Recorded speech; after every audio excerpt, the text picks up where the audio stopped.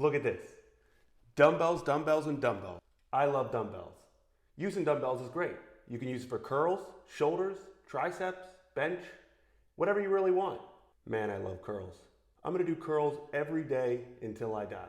Maybe not every day, but at least every week. All I know is I need plenty of space to hold my dumbbells. And how do I do that? By making a dumbbell rack. Out of wood? No. I can weld it together. Do I know how to weld? No. But I know someone who does. So let's see how that goes. So this is what I purchased from Amazon, but this is how it looks with my larger weight. So what I was thinking about doing is instead of 3 rows, do 2 longer rows. This way I could fit larger weight spanned across the whole surface. So what we had to do is we had to remove that middle row and bring that bottom row up a little bit.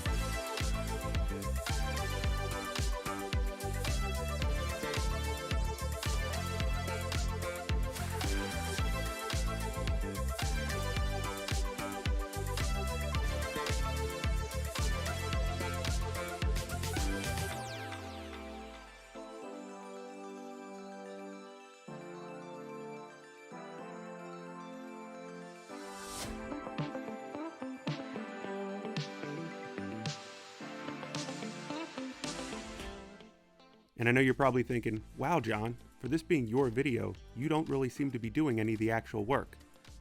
I was planning on doing some of the welding, but the metal that holds each rack is a little on the thin side. So we decided to have the experienced person do that welding, and maybe I would get some of the welding with the thicker metal later on.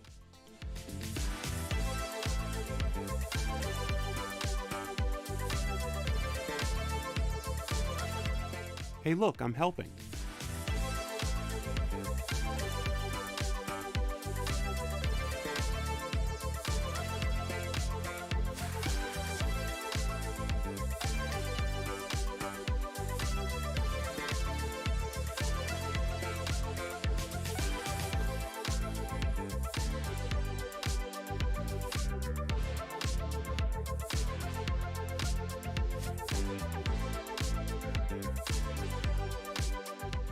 After the holes were drilled and the rack was put together, it was time to weld some supports on.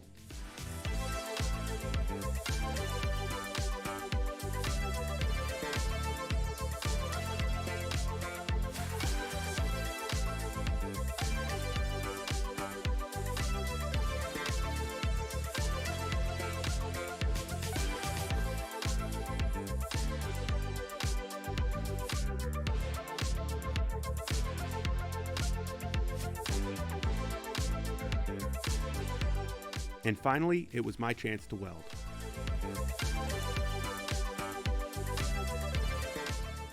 Now before I show you how my welds turned out, here's a video of what welding is supposed to look like. Keep in mind you're doing a cursive E, nice and smooth, and this is what it comes out looking like.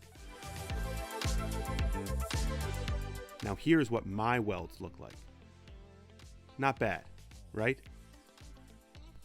Now this is my friend going back fixing all of my welds.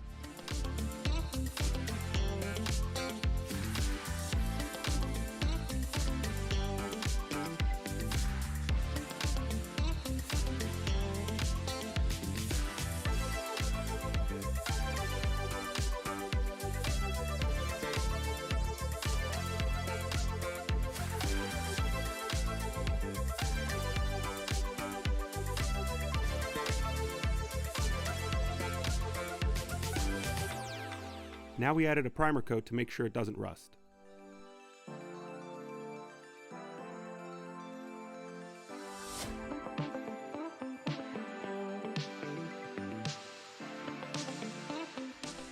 Before adding the final coats of paint, I sanded everything down, wiped it, and made sure it was prepped and ready to be painted.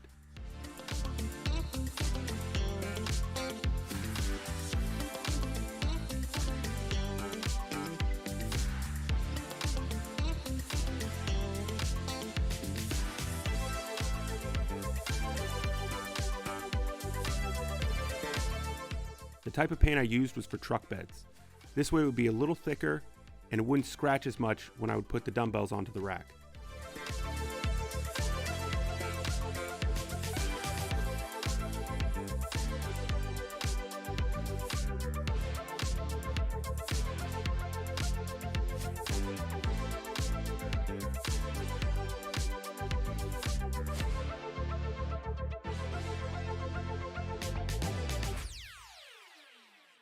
And complete. Not bad for somebody who doesn't know how to weld. I mean, I didn't really do any of it, but still not bad. And now that it's in, I can just sit back and enjoy doing what I love most, curls.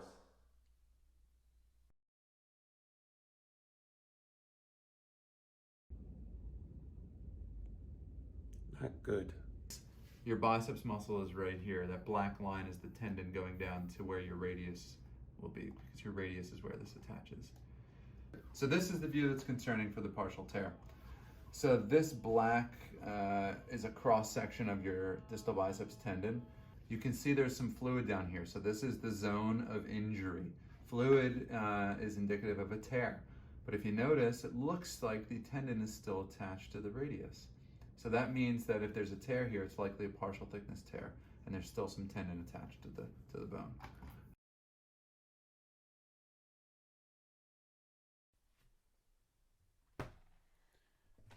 Overall, I don't think it was that bad of a video. I mean, it wasn't a Korea trip, but I think everybody will still enjoy it. What do you think? You're the only one around. I'm looking at you. Yeah, I get what you're saying. I mean, hopefully I can get some more exciting videos. I got some projects that I'm going to be doing. We'll have to see.